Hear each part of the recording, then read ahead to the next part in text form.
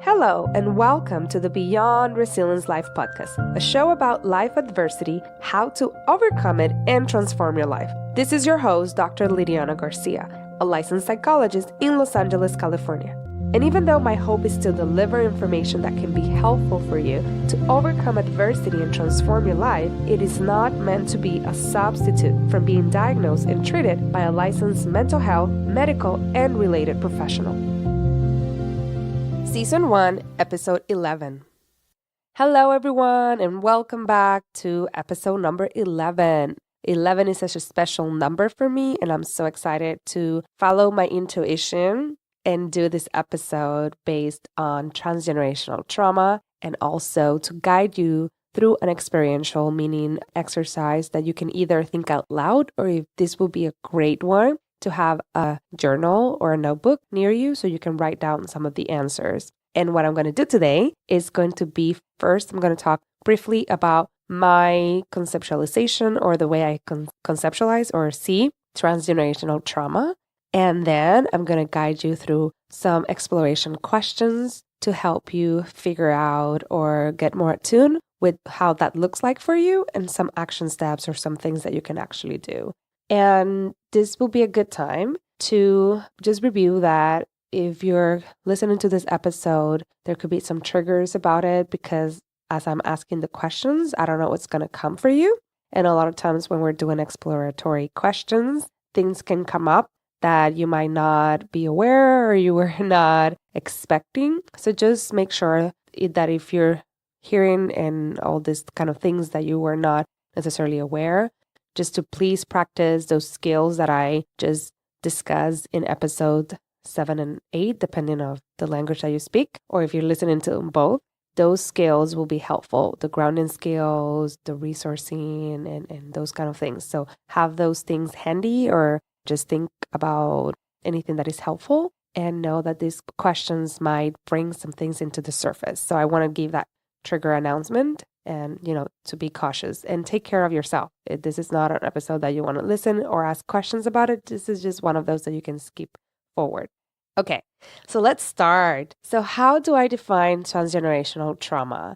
The way that I define it is the transmission of trauma, and remember how we've been defining what it means. So it's anything that got the nervous system activated or even shut down because it was too much or too little for too long and is currently impacting perhaps one of your way of thinking, the way that you're behaving, or just in general in your functioning. But it could be anything. It doesn't have to be something like a huge, big trauma. That could also be, of course, they exist, but it could also just be like experiences in childhood. And maybe you were always told no, and that triggers you when you hear a no, or you feel like rejected and all those kind of things. So in general, is what's been passed on that can actually activate or shut down your nervous system and take you into either a mobilized response, which meaning is that fight or flight, or that immobilized response, which is more that shutdown. So that's how I see it. And many people ask, how does that get passed on? And it's very interesting. The 3 ways that I'm going to focus today or that I'm going to talk about is the following. The first one is the in utero exposure. And this one is very basic. There's even a lot of information about how being in utero, that there's a lot of exposure. That's why a lot of pregnant women have to go through all these different checkups and be very aware of what they put in their body, what they eat. You're not supposed to eat raw food and all this kind of stuff, or alcohol or drugs, because you're protecting the baby in the utero. So at the same time, while being pregnant, if the person, the mother, it's going through a lot and is going through trauma, physical, emotional, any kind of trauma, that can also be passed on. There's been research that shows how the levels of cortisol can actually pass through the placentas, which is very interesting. And at the same time, it can be very eye-opening. So that's one of the ways. The other way that I'm going to talk or just mention is through the genes, and this is passed on. There's many different ways of seeing it, and like I mentioned, I'm going to have another episode later on in the following seasons going more in depth about this, because I think this whole topic of genes and epigenetics is so important to understand, but I would like to have an expert talk about those things. So how I see it is just the gene that the combination of your biological mother and father and how that is passed on through generation and generation. And those genes not only control or not control, but like, yeah, well, in a way, those genes kind of determine the color of your skin, the color of your eyes, but it can also determine some other kind of things, like the way you react to things. And also you can be more predisposed to mental health diagnosis or just in general, like to anxiety or more depression. So there's still also a lot in the work about research about that. So that's the second way. And the third way is just environmental. Because if you're in a family that somebody experienced some kind of trauma, they will most likely be having some consequences, and that consequence most likely will be impacting the home. Many people think like, let's say somebody died in the family, and a lot of the times the adults think the children don't understand, and they might not be able to understand, depending on their age, the concept of death, but they are seeing the parents struggling or their parents holding their emotions or the parents not sleeping well or not eating well, all those kind of things. Like children are very intuitive in that sense because they're still more like reading everyone through that nonverbal, and things can be very concrete. So even though the parent might think, oh, they're not noticing or they might not understand, the children most likely know that there's something wrong.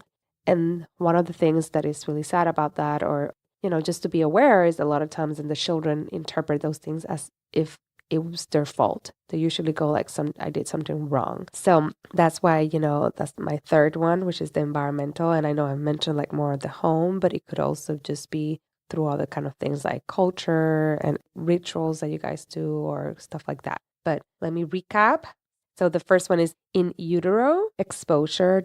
The second one is the genes. And the third one is environmental. Okay, so those are the three ways that the trauma can be passed on. But I also want to bring that not only trauma, but I also want to remind you that we also get through those three different ways, we also are getting resiliency, and we're getting these great skills that make us so, and wisdom that we can actually tap into.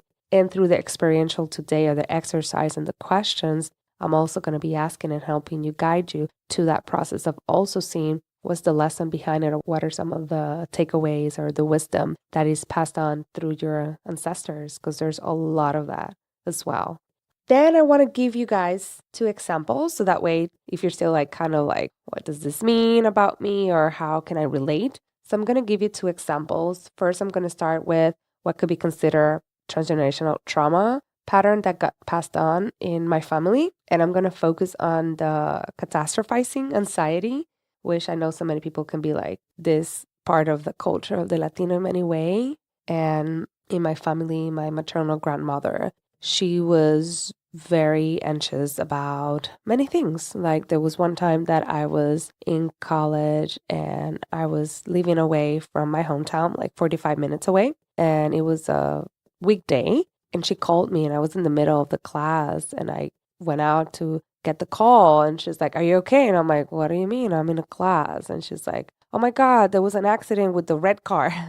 Because my red car at that time was red. And I'm like, "Grandma, I am super far away. I'm at school. I'm fine." But it's this whole aspect of whenever, she would see an accident or something, she would catastrophize or think that it was someone that she knew, somebody that she loved. And that got passed on to me. Like, it's one of the things that sometimes I see an ambulance and I'm like, "Where's my husband?" or "Where's my kid?" or something. And my brain usually goes into that, to the catastrophizing, like the worst is happening or the worst is about to happen. And it's something that I'm definitely working through, first regulating myself and recognizing that it's a pattern that just activates my nervous system and makes me kind of like really into that flight mode. So I get like shaky or nervous. So by regulating myself, and many times what works for me is in that moment to ground myself. And then when I'm grounded through physical aspects, like pressing my feet in the ground, touching something around me, and then I start talking to myself. So that self-talk, when the prefrontal cortex or the thought are able to come back, then I'm able to talk to myself like, "You're okay.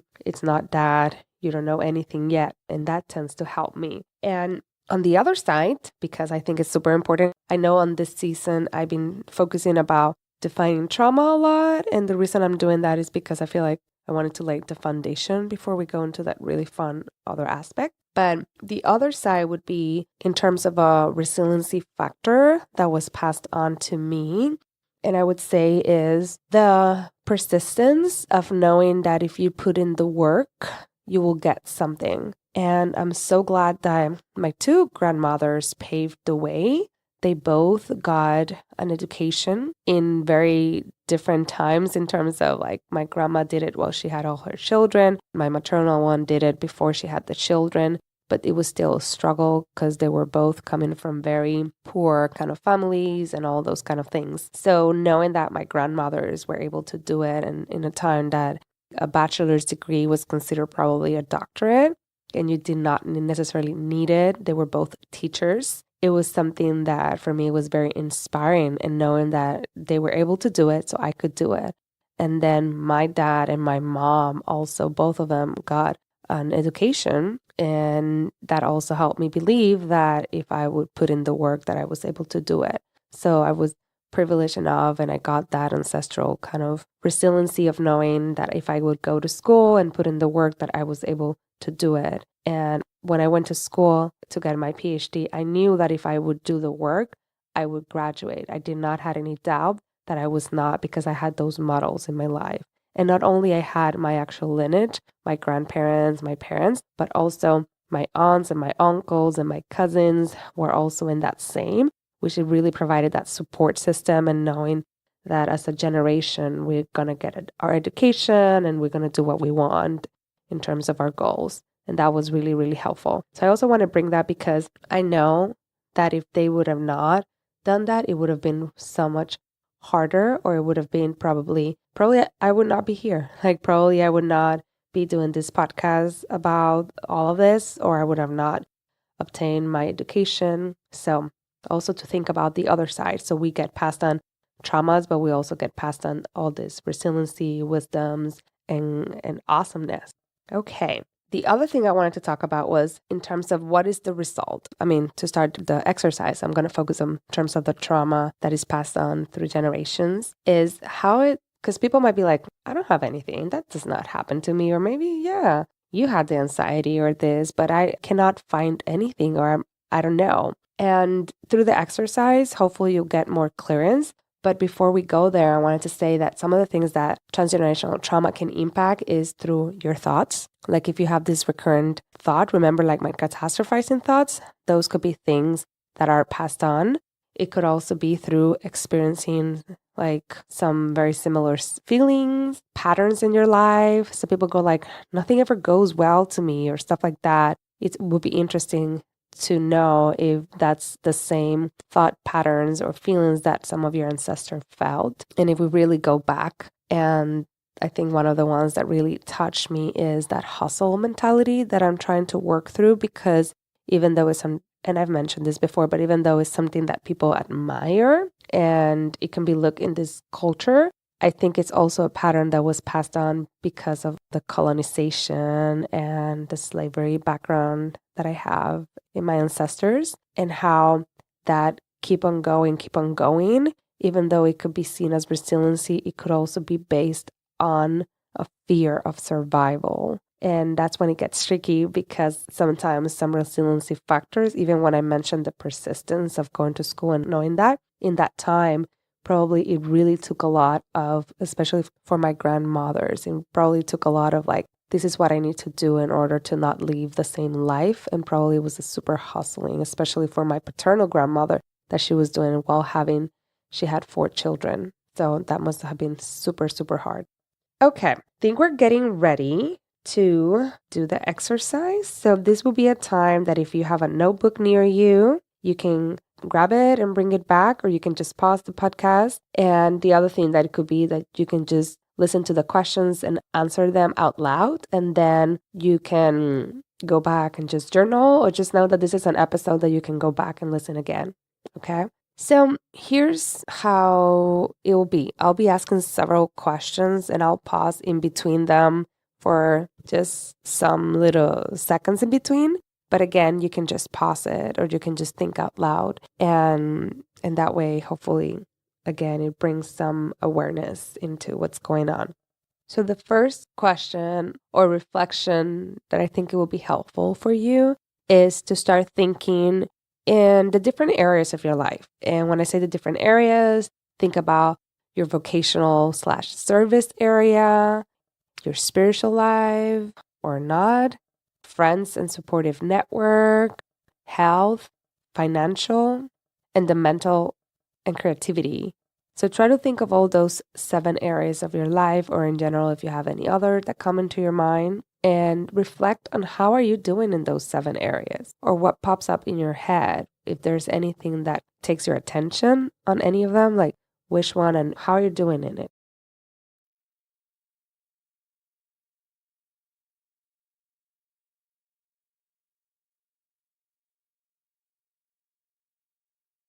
So the second question is, what are some of the common themes of thoughts, behaviors, or patterns in the areas that you were reflecting on? And when I say common themes, I'm thinking about negative thoughts, or if you want to focus on the positive, then it would be like those thoughts that you can do things. But if you are thinking more of the traumas, it would be like stuff like I'm not good enough and those kind of related thoughts.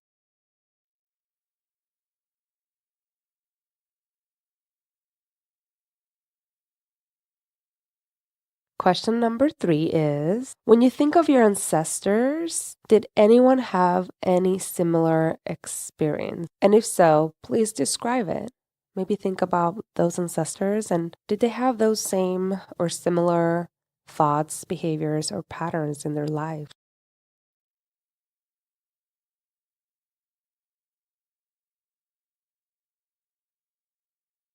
The other question number 4 is, what are some of the negative thoughts they might have had? What about you? And I'm going to read some overview of some of the general negative thoughts that many people have, and maybe this could be helpful. So I'm going to start with the category of responsibility. And this would have been like something like, I should have known better. I should have done something. I am to blame. The other category is the safety, like I cannot trust myself, I cannot trust anyone, I am not safe, I cannot show my emotions.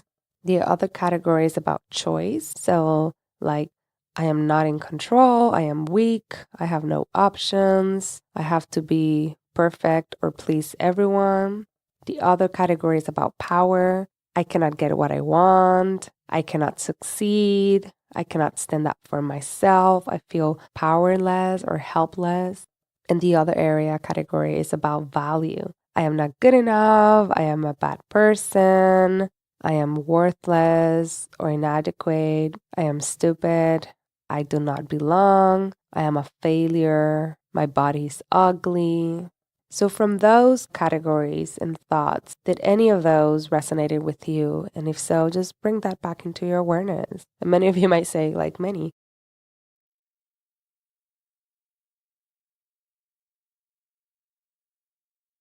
Question number 5. What has been the consequence of having these thoughts in your overall life? What about currently? Like, how are those thoughts impacting your present? And how about your future? How are they impacting your future?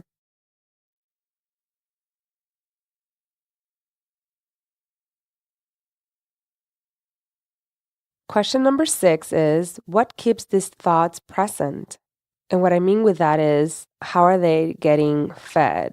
What are some of the things that probably you do and then you justify it, or the justifications that you have? What about your sensation? What keeps this sensation here? And when I say sensations, I mean the body. Like if there's any sensation in your body, or like maybe, for example, like feeling agitated or like shaky or any like that, or numb, what do you think is keeping those sensations? And what about the emotions? What are some of the emotions that you feel like are happening? And what is keeping them there? What is feeding into them?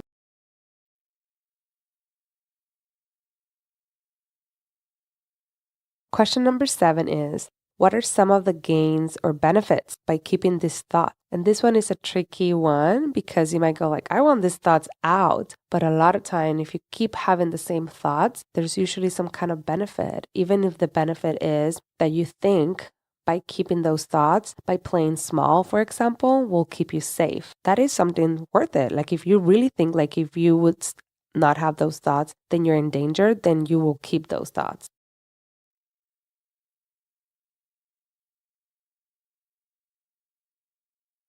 Question number 8. What are the fears related to letting go of this pattern or of these thoughts? And like I said, that example of maybe that you will die or that you will take risks or people will reject you. Like what are some of the fears related of letting it go?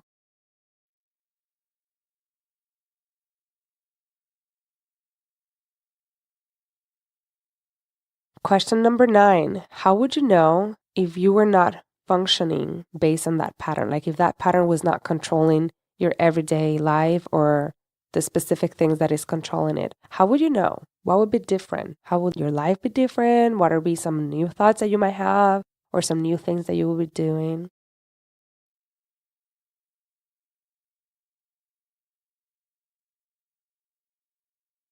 Okay, so those are the 9 questions of help you hopefully to explore some of the things in your life. And the other piece that I would say as question number 10 to bring it as a close of that first part would be to explore and try to know about your ancestors. If there's anyone in your family that you can ask, or just by looking at pictures if there's any, but like trying to get information could be helpful, or even stories about someone that knew them. Because I know a lot of you might go like, but I don't know, like what if I don't know my biological parents or something like that? And what I would say is to, when you do this exercise, try to trust that if something is coming to your intuition telling you like this is a pattern that got passed on, and you might not have any fact to prove it, but if you feel it in your gut and it's not the fear talking, it's more like that intuition of that inner knowing, then trust it.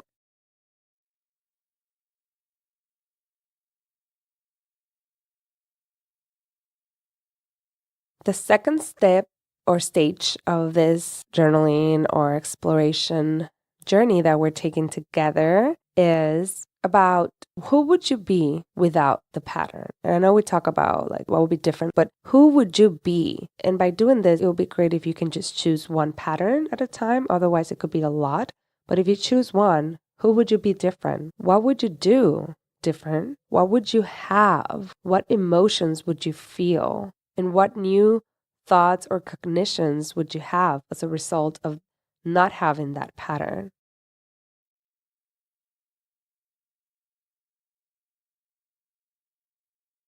And the third stage, then it would be as you think of your ancestors and the patterns that you were just working on or that you were able to identify, also like shifting the conversation into how did they pave your way? And what I mean with that is the sacrifices that they did. How did that help you, if so, right now? And if I bring into, I kind of mentioned my grandmothers taking that sacrifice of going to school during a time that it was super, super hard, really paved our way of then also they gave their children the opportunity of education. And my parents did it. And by the third generation, which it was me, it was much easier for me to believe that I was able to do it and also to know that I had the resources. If my grandmothers would not have done it, probably would have been much harder. So that's just my example. But think about your ancestors and how did they pave your way? Any lessons that this situation has taught you?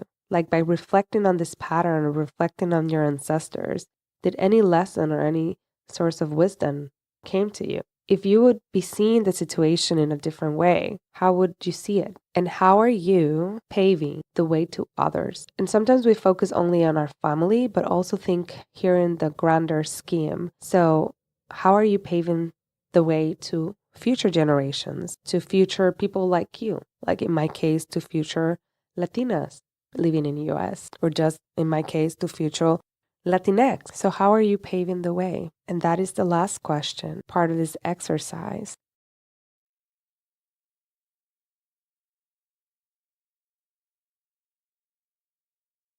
So now, as you're shifting back your attention to the present, what I would like to say is if nothing came, it's okay. And if a lot of things came to you, and you're feeling somewhat dysregulated, again, this would be a good time to practice the skills that I said in episodes 7 and 8. But just in general, right now, even by grounding, coming back to the present can be really helpful. And then also knowing that by starting to reflect on your ancestors and the patterns that they're passing on to you, and also like trying to figure out ways of seeing the situation differently, can open that portal or that new area that now your reticular activating system, that area of your brain that now is like paying attention to things, might bring more into awareness, those kind of things. So just know that in case you keep reflecting or you're having dreams or any like that happens, which it could or it could not, just know that it's part of that you open that door of exploring and having those reflections.